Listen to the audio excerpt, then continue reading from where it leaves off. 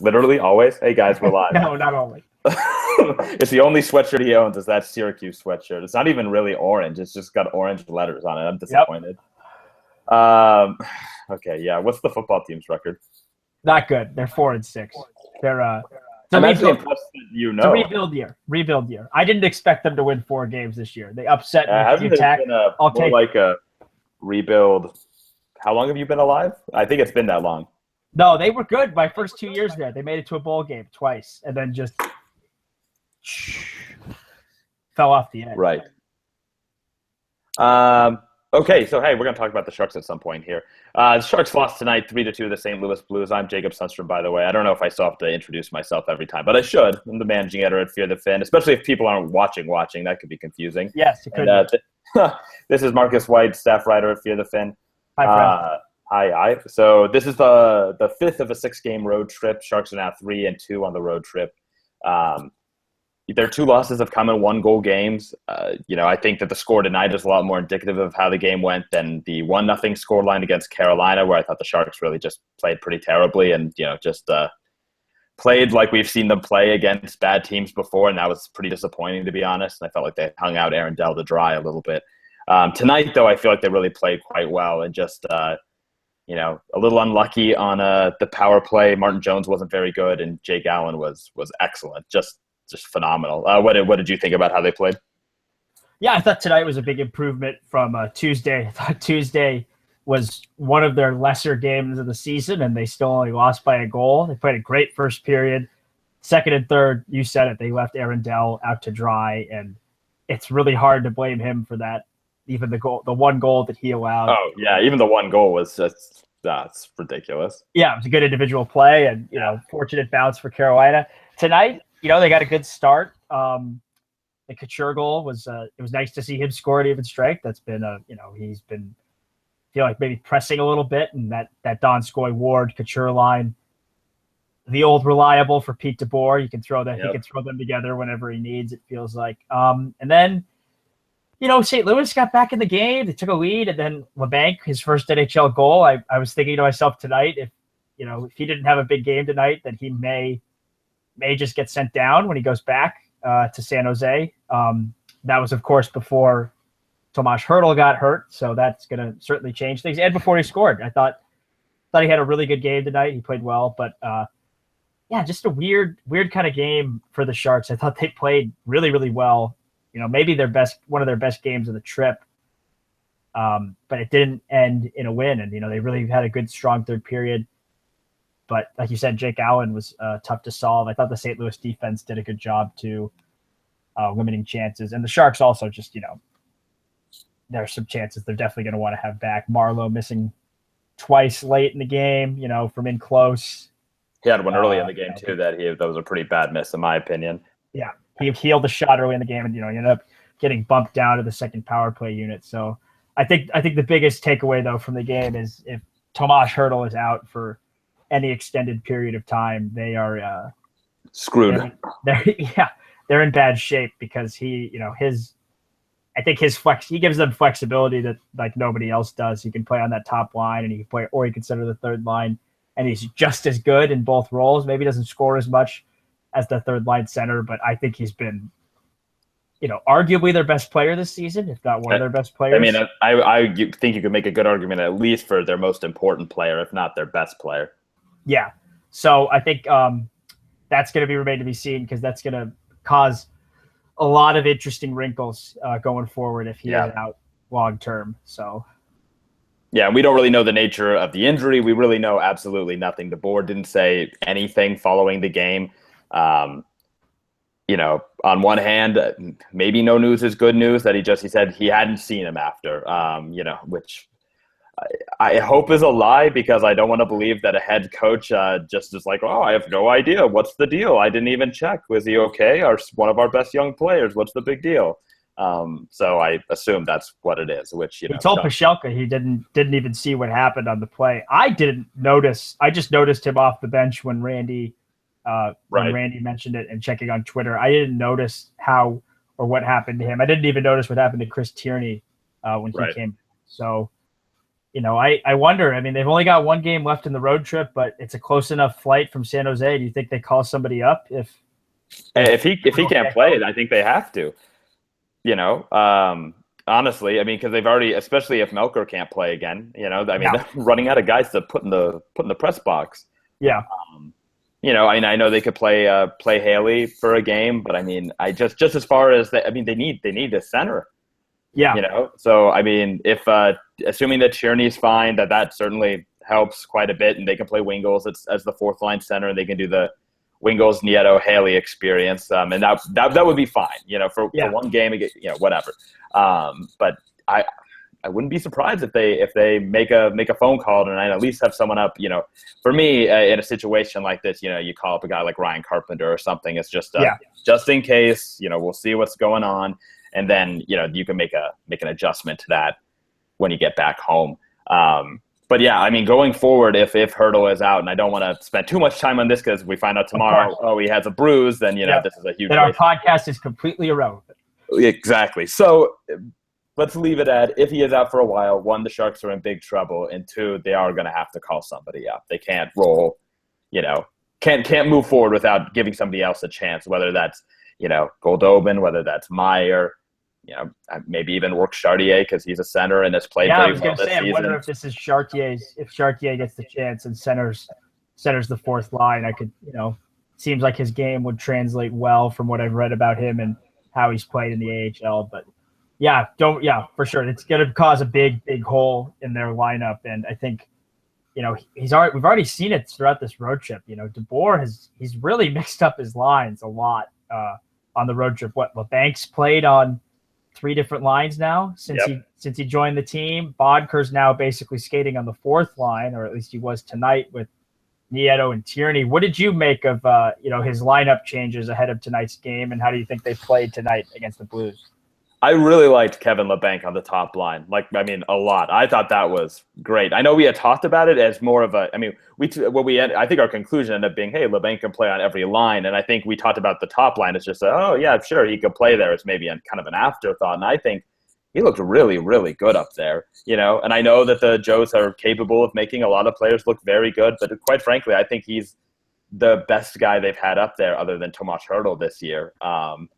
I thought he looked great. I mean, he looked a lot better than Bodker did there, and certainly better than Joe Ward does there. I just don't think that's a good combination. So I really liked LeBanc there, and I thought other than that, I mean, that's not terrible. I think that it's fine. It's a little disappointed to see Bodker on the fourth line, but I think that just comes with the territory, and that he's not producing enough. And I like that if he does turn it around, that the Sharks will have some scoring on that fourth line, especially if they continue to play guys like Tierney and in Wingles there. I think that's actually a pretty good fourth line, quite frankly. Oh yeah. So to me, the biggest concerns still are that Marleau looks very bad, and I think that and Bodker not scoring. I think those are the 2 things that are causing DeBoer to change lines so frequently. Yeah, and that's why I think he's not really happy with with a set of lines. I think we've talked about before that he really, really likes. He's got pairs of players. We've talked about before. They're little twosomes that kind of stay consistent, and there are other guys who'll shift around. And to me, the second line, I really, really like the Couture, Donskoy, Ward line, and I've liked it since last year, and I really think they should stick with that. And I really like, 1 game sample size, so whatever. I like LeBanc up with the Joes. And so then it comes to kind of solving the bottom 6, and assuming Hertl's still playing, I mean, there's not really a whole lot else you can do there. Yeah. In my opinion. I mean, I don't know. I mean, is there anything you see among those bottom 6 guys that you would make an argument for? He seems to like pairing. He seems to have paired Marleau and Hertl together, and for good reason. I think even though Marleau hasn't scored, and I think we could talk about how age has caught up to him. I think he's looked his best playing with Tomas Hertl. I'd have to look at the numbers and confirm that, but I think that's gotten the most out of him. And I think DeBoer kind of realizes that Hertl, I don't know, maybe he's looking at the same possession numbers we are, but you look at his relative numbers, and Hertl makes the players who play with him better. They have the puck more with Hertl as opposed to when he's not out there, they have it less. So That being said, it's interesting. I wonder, and I don't know how willing he is to do this, and it's probably years past the point, but you got to think if he's looking to get Marlowe jump started, is he going to give him a shot on the top line? I mean, I know LeBanc looked great there, and I don't think you break that up until they give you a reason to. But Marlowe's had chemistry with Thornton in the past. I'm not sure if he's ever played with Thornton and Pavelski. I believe he just played with Thornton and Setaguchi for a long time. But stylistically, like I could see that being a mesh, and I think LeBanc's a player that they can move up and down the lineup. But I think it's the rookie that they want to get going and have the comfortable role and not slide up and down. I think they're okay with Marlowe bouncing around because he's played in the league for so long. He's been around. Trying to think of the cliche he used, but you know what I mean. This isn't his first rodeo, so sure. Maybe found the worst cliche I could have used there. But he. I love the rodeo. That's you gotta love the rodeo. I think he's So that's my long-winded way of saying, they've got to do something to get him going. And I wonder too, they didn't score on the power play tonight. We saw Marlowe get bumped down to the second unit.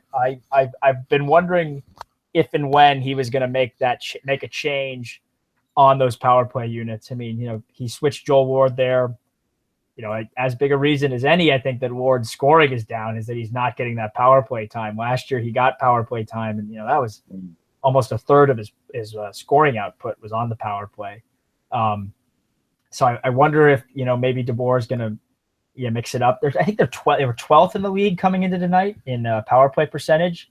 Correct. So they haven't been awful, but they're not. It's not the same standard. So that being said, even though that top unit hasn't scored, I still think Marlowe's looked good there. Even though he healed that shot tonight, that unit generates so many chances. I think in the long run, if they want their special teams to be humming, that's probably their top unit to put together. But I wonder if DeBoer is going to mix up the pairings. He's been very hesitant to do so, but I think he's got enough of a sample now through 17 games so far.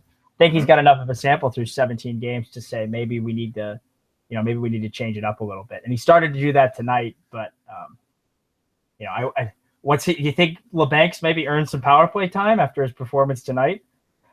I think he's earned power play time just by the nature of the Sharks not scoring on the power play. And I'm firmly in the, not worried about the power play camp, but right.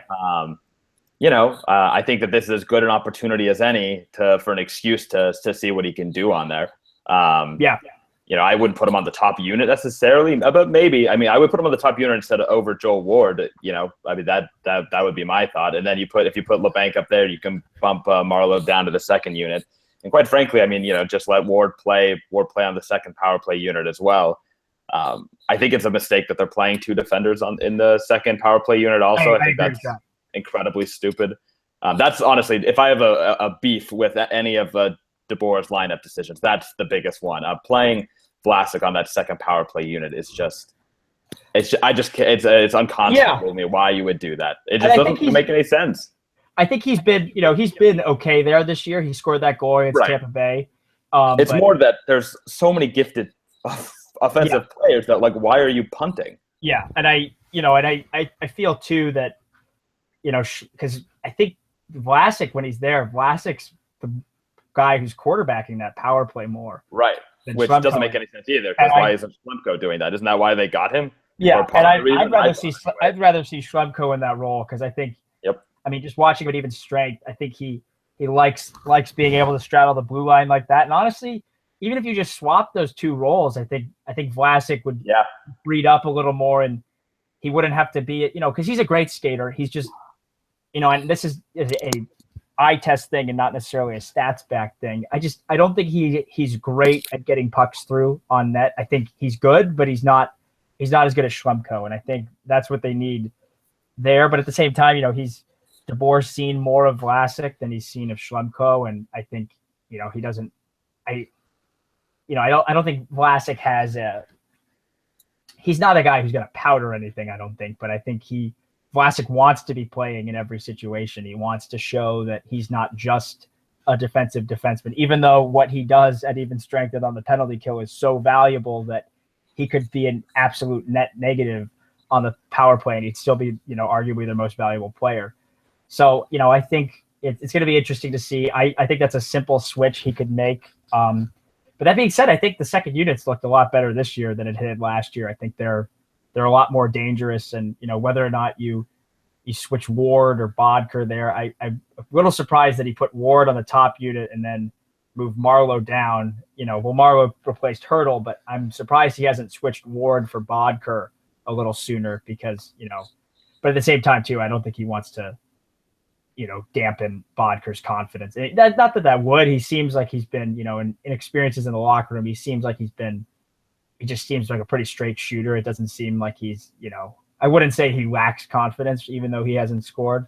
But that's a guy they're going to need to get going for sure, in addition to Marleau. And I think you put it best. I think his lineup headaches are caused by the lack of scoring. I think he can live with one of those guys not scoring as much. But if they're both struggling, both Bodker and Marleau, then you've got a real quandary on your hands. That being said, I thought the two looked good together when they were on a line, but I don't know how much that was Tomas Hurdle being just making everybody around him better. Yeah, I think that for guys like that, it's really really just the scoring that matters, because other guys on their lines are going to be generating the possession. And so when that's not happening, that's really, kind of puts the team in a bind because other guys are doing so much extra work in order to create possession. And I think the biggest thing too is that, they got Bodker for scoring. That is what he is there for. That's why he's on the top power play unit. That's why he's playing on the power play. That's the deal. That being said, it's a guy that's been a guy who's gotten to the NHL based on his shooting ability. Yeah. So I don't think that, the streakiness, it's not new. This is how all scorers are. So I would agree that, listen, if this kind of goal drought type situation causes you to lose confidence, you probably didn't make it to the NHL to begin with. So I certainly don't think that that's a factor. Yeah. But it's just kind of frustrating, and this is the kind of thing that can happen in, a hockey season, is that, sometimes guys just aren't scoring, whether or not they're creating good chances, whether or not they're doing the right things, whatever. And so, I think it's important on one hand to reward result-based play in the sense that, hey, if something's not working, maybe think about making a change. At the same time, I think that, you should take a more measured approach, especially when you're looking at a guys that have as much NHL experience as these two. To get back to something you talked about earlier about if Marleau has played with Pavelski and Thornton, he's actually, so I looked on Corsica, so this is data from 2007, the 06-07 season, all the way to present. So the three even strength lines that Marleau has the most ice time with. So Marleau, Thornton, Setaguchi at 1,080 minutes. Yep. Marleau, Thornton, Heatley at 808. Yep. And then, throwback. Then Marleau, Thornton, Pavelski at 792. Really? So a lot of time together, in fact. And I think that's probably a while ago. That's before, I was even paying attention to something like ice time or whatever, when I was just kind of watching the games, whatever. So that surprises me. That's a lot. Yeah. And while together, and again, this number doesn't mean a whole lot because you're talking about taking players over the course of almost a decade, but while together they had a 57.68 Corsi for percentage, and that's score, zone, adjusted, etc. So that's good. So at least there was a time when they played a lot together and were also extremely good. I wonder if he goes that route then. I think he'll give Labanc an extended look, but I think it's something you got to try. I think, especially if Marleau continues to struggle a bit at even strength. I think another, and we're talking a little bit about the negatives, but I think one of the positives this road trip is that I think Aaron Dell proved last game that he warrants more chances to play. Agreed. I think he should start on Saturday in Arizona, and he'll probably start one of the Sharks games at home next week. I mean, they've got that Friday, Saturday doubleheader. I'd imagine he's going to start one of those, probably that game against the Islanders, because he's already started against the Islanders once this season, so you might as well give him double. What did you Do you think he's going to play tomorrow? Do you think? I mean, you probably agree that he should play, but do you think? Yeah, I think he should play on Saturday. No, he's not going to play. Absolutely not. Remember, so now we talked on the last podcast, right, about when's Dell going to get a start, and we both thought, yeah, he'll probably start against Carolina, and I said then, I think he should start against Carolina and Arizona, but if they lose their games against Carolina and St. Louis, he will not play Saturday, and I can almost guarantee he is not going to play Saturday. I mean, I feel just abundantly confident about Pete DeBoer's psychology on that. I mean, that's just it would be a pleasant surprise if Dell gets a start. But at the same time, I wouldn't be upset if Jones starts because he's going to get a few days off after that anyway. So whatever. That being said, it makes me feel a whole lot better that Dell played as well as he did against Carolina, because I feel like that should give the Sharks a little bit more confidence that they don't need to go out and make any moves in that regard, because I feel like that would just be a huge waste of assets at this point of the season, or any point of the season. It'd be really great if they don't have to do that, and I don't really see why they feel like they do, given his AHL numbers and given how well his 2 NHL game sample size. You got to remember too that this is a guy that put up really good AHL numbers with rosters, really. Bad team the last 2 years. Yeah. I mean, the team was a little bit better last year than the year before, but I mean, not much. So, and his AHL numbers have been great, so I think that it shouldn't really even be a conversation, quite frankly. And it's probably only a conversation because he's only gotten 2 starts in 17 games. I know they like to really work Jones a lot, and that's a similar way to, the way Niemi was handled here. It's a similar way Jonathan Quick is handled in LA. But I feel like given how many games he played last year and his kind of relative lack of experience and starting so much, I feel like giving Dell more opportunities is a good idea, even if it leads to, some losses because the Sharks aren't scoring. Yeah, no, I agree completely. I mean, I'm pulling up his Martin Jones hockey reference. He's on pace to definitely shatter the most games he started in a season. He started 65 last year. That was definitely the most since junior. Trying to find his junior stats. So of course, Hockey Reference doesn't have them. Yeah, finding junior stats is like they're gonna have 2 back-to-backs in a span of 5 days starting next week. They've got 2 games on Friday, Saturday. They got a break on Monday, Tuesday, and then they got a break on Sunday, Monday. And then Tuesday, Wednesday, they got back-to-backs. So, and then they have a game that Friday, then they have 5 days off. So in that span, I'd like to see Dell start, I think, at least 2 games. And, him starting 2 of the next, let's see, 1, 2, 3, 4, 5, 6, 7. I don't think that's unreasonable. And, Jones starting 5 of every 7 games is probably the ideal number they have for him anyway. Especially considering, last year was, the most games he started in junior was 50. In the regular season was 55, and the most games he started in an AHL regular season was 56. And he had that playoff run last year too. So you're really looking at more like 90 starts last season. So which is a lot. That's a lot of games.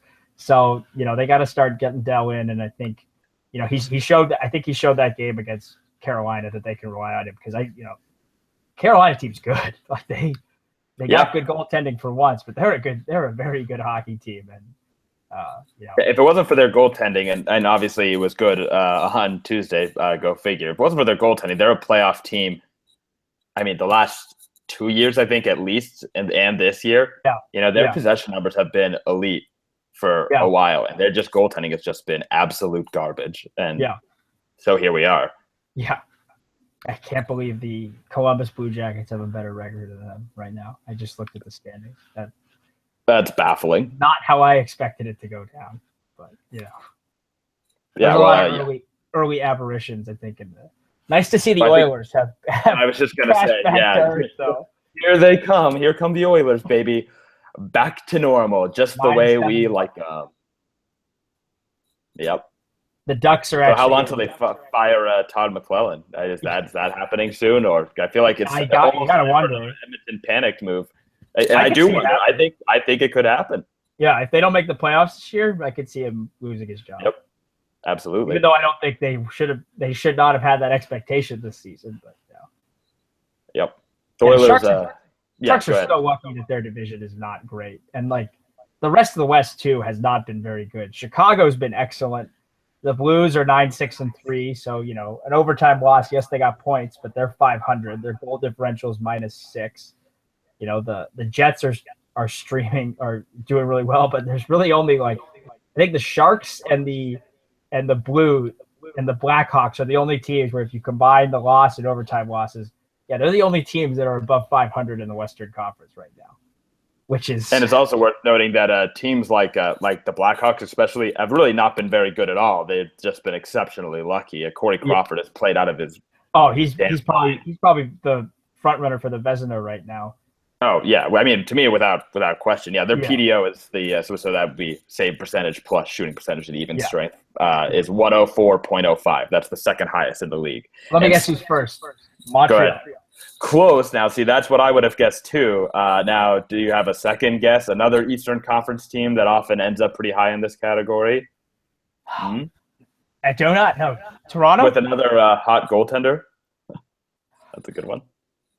Rangers, for sure. Rangers. Exactly. Yeah, right. Yeah, so you see what I did? Anyway, not the point. 105.79, and the Montreal third, 103.95. And then your Columbus Blue Jackets, 103.85. So we might see at some point some of these things start to coalesce a little bit. I think the Rangers will probably stay pretty high because of Lundqvist. Right, yeah, and there are teams that are going to be a little bit higher, but at 105, that's crazy. That's not going to happen. I mean, it can happen, of course. It's just wouldn't go out and put money on that. Not a sustainable strategy for sure. No, it is not. Chicago right now, their even strength save percentage is 9.558. That's the best in the league. That'll do it. The Sharks by comparison are 9.127. So yikes. No bueno. Could be worse though. Flyers are at the bottom at 8.886. So let's all pull one out for our boy Steve Mason. Hold on. Oh man, Mikhail Neuvert. Yeah. Interesting fact tonight. The Sharks, didn't play all that well against Jake Allen, but it could have been worse. Carter Hutton, former Shark, is the backup in St. Louis, and I was awfully worried we would get shut out by Carter Hutton. I want to say again because I feel like that's happened at least once or twice. I'll look up his game log on Hockey Reference. Just good Lord. If there's anything worse than facing a backup goaltender, the backup goaltender that actually used to play for the Sharks, that's basically the kiss of death. We wouldn't have even had to watch the game tonight. We could have just been like, well, all right, Carter Hutton posts another shutout. I think he definitely got a shutout when he was playing for Nashville against the Sharks. Yeah, and that's what I think too. And he probably only has. He's only got 4 career shutouts. So, yeah. That's a guy I'm amazed. Just on a tangent. He was not incredible in San Jose, but he left, or in Worcester really, and then he left. And she shut out the Sharks once. 35 saves. Thank you. He's allowed 4 goals in 3 games against the Sharks in his career. He stopped 35 or more shots each time. His lowest save percentage is 9.47. That is just disgusting. What a jerk. That's remarkable. Yeah, his only loss, which bad stat, is in a shootout, and that was a game he made 38 frickin' saves in. Unbelievable. Literally unbelievable. Literally. It always happens to Sharks, man. You wrote about Kiprusoff. He's a guy who wasn't doing a ton here, and then went to Calgary and came one of all of a sudden. That's true. Yep. So that's a very let's talk about that for a second. That trade happened 13 years ago yesterday, so Wednesday, depending on when you're listening to this. That's a really rare, very good trade for both teams. I mean, Kipper was never going to start here with Nabby and net. The Flames did not give up very much to get a very, very, very good goaltender for them. And to turn into Marc-Edouard Vlasic in the 2005 draft. Is that right? Yes. Yep. Second round. The 5th pick in the second round. That worked out okay. Yeah. As it turns out. And I think I was thinking about the Kiprusoff trade the other day, and I didn't realize that Vlasic was the pick that they got. And then I was like, oh, man, that's really not a great trade in hindsight, seeing what Kiprusoff did. And then I'm like, oh, they got Vlasic in return. So, yeah, it absolutely worked out for both teams. I think the strangest pick trade that I can recall is in '04 or excuse me '03, the Sharks traded for the rights to Mark Messier. They traded a 4th-round pick, and then they didn't resign. They didn't sign him. He signed in New York. Obviously, yeah. Signed in New York, and then that pick became Ryan Callahan. Huh. I don't know if I'm really all that upset that the Sharks didn't get Ryan Callahan. I mean, Feels like giving up a 4th-round pick for a guy you didn't even sign. Like, yeah, that's pretty bad. I wish I'd been paying attention, because who would have thought that was a good idea? I mean, I like the gusto from Doug Wilson, but man, I mean, no way Messier was going to come here. No, not in a million years, literally. A couple of my favorite notes from the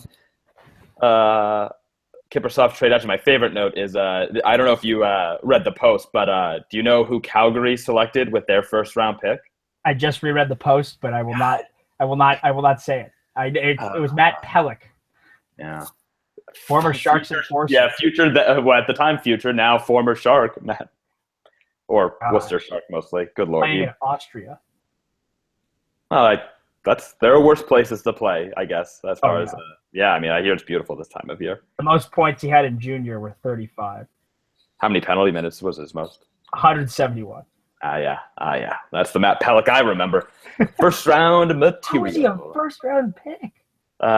Yeah, it's probably something to do with why Calgary hasn't done anything for ever. Oh my god. Yeah, that's a pretty terrible pick. His best year in junior was as an underager, or he's like 16. He had 10 points in 62 games. Well, his last year he had 35 points in 58 games, 30 of which were assists. What league? Is he a defenseman? Yeah, he was a defenseman. Okay. Yeah. What league? The OHL. Oh, okay. Well, who do you play for? Belleville Bulls. Oh, no, they're nobody.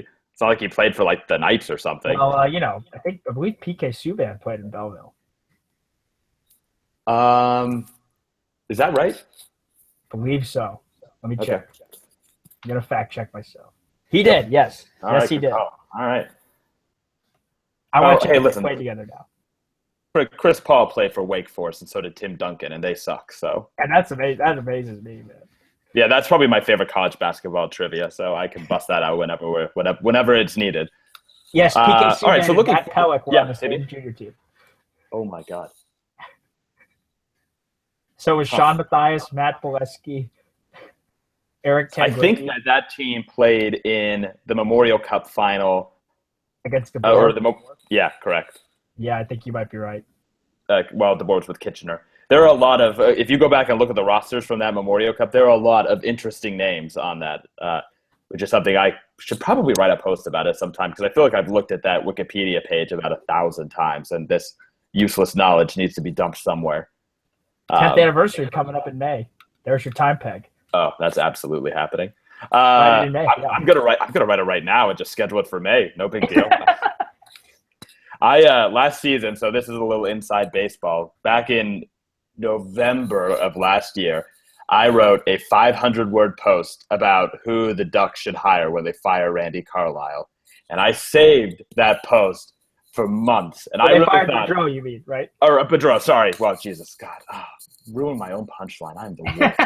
Anyway, I sat on that post for a very, very long time, and it got to the point where I thought, oh, you know what? They're just not going to do it. But I didn't delete it because I believed, and sure enough, I got to go in, make some very minor edits to the post, and republish it right from the get-go when they fired him. I think I had that post up before ESPN. Okay, no, somewhere that covers hockey. So TSN? One of my proudest moments. That felt pretty good. So I'm not above doing that. I will do that. Hey, that's smart. Although, wait, I don't know if the DeBoer coach. I could be looking at this wrong. Am I reading this wrong? Hold on. Maybe. I don't want to be wrong because you got this post ready. All right, Matt Pelech. Yeah, I don't know. It is possible that it was a different Memorial Cup final. I thought that PK Subban was in that one, but I could definitely be wrong. It doesn't even say DeBoer was. Let's see.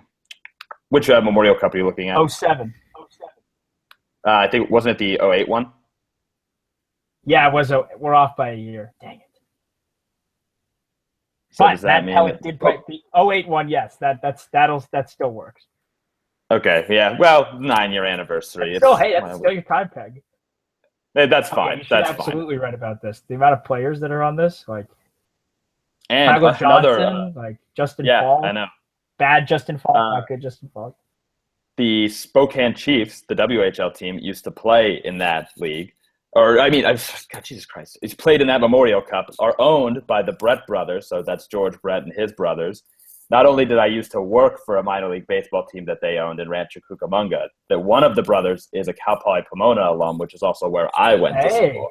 This is going to be a book. I'm writing a book about the 2008 Memorial Cup. Yeah. This is going to be great. I cannot wait. Oh, Claude Giroux also was played in this tournament. This is a really good tournament. And Yannick Weber. Oh, my God. And Nick Spaulding. Yeah, I know. Yeah, this stupid tournament is the reason Nick Spaulding played in a Stanley Cup final last year. So. Oh, man, that Kitchener team was stacked, man. You know who else played on that Peter DePort team? Your boy Mikhail Bodker. So weird that he's here now. And you know who else? A former Shark, Brandon Mashinter. Yep. Oh, so when are the Sharks going to get Nazem Kadri? Because I see that we've had like half of the roster here from this Kitchener Rangers team, so I think we should go get him. Dan Kelly. Also, Dan Kelly plays the AHL. Yep. So you can get Rob Bortuzzo for sure. I was going to say Rob Bortuzzo, Scott Timmins. Wow, this is a wild, wild roster. Man, Godspeed to anyone who stuck around long enough to hear us talk about the 2008 Memorial Cup. This is the most tangent we've gotten on any of these before. That's all right. We covered a lot of good stuff before that. The long short of it is, let's hit some bullet points. I'm writing a post about why the Sharks don't need to make any crazy changes to their power play tomorrow. So let's relax about that. Maybe get ready to panic if Hurdle's out. Playing Marleau on the first line might be a good idea. At least give it a go and see if that's something that works. Yep. Throw everything out the window, though, if Hurdle is hurt, because we're going to have to do a whole new podcast to talk ourselves through that. So, and the last thing would be Aaron Dell seems to be a good NHL backup, and he should start on Saturday, but he will not. Yep. I think that's everything. That's pretty much it, yeah. And 10 minutes of Memorial Cup talk. Absolutely. I'll make sure to put that in the thing. Hey, there's going to be 10 minutes of Memorial Cup talk. You don't need to keep listening after that. It's okay. We don't have any sponsors to appease at the back end of the show, so we're good to go. Seriously. So we'll do it if you're interested. Yeah, well, yeah, absolutely. We'll take paid in beer also. If good Lord, we'll take some chum beer. I'll plug it twice a show. No problem. No problemo. We might do another one of these on Monday. We'll see, because it seems like neither of us do anything on Mondays. So why not? Although they do play on Monday. So this is the week they play on Monday, huh? Okay, well then, so maybe not. Don't hold me to that. In the meantime, you can follow Marcus on Twitter at Marcus P. White. I'm on Twitter at Jake Sundstrom and at Fear the Fin. You can also follow us on Instagram now. I hope you listen to the end of the show so that you can go follow that. That's at fear.the.fin, which is terrible because someone else already has the Fear the Fin handle. Squatters. Just Instagram squatters. Anywho, we got a cool graphic on there and a couple videos on there right now, and we'll try to keep that updated pretty regularly. And so that's about it. So until next time, thank you for joining us, guys. Appreciate it as always. And you can subscribe to us on iTunes if you haven't already, just by searching Fear the Fin on the iTunes store. So that's it. Thanks, guys.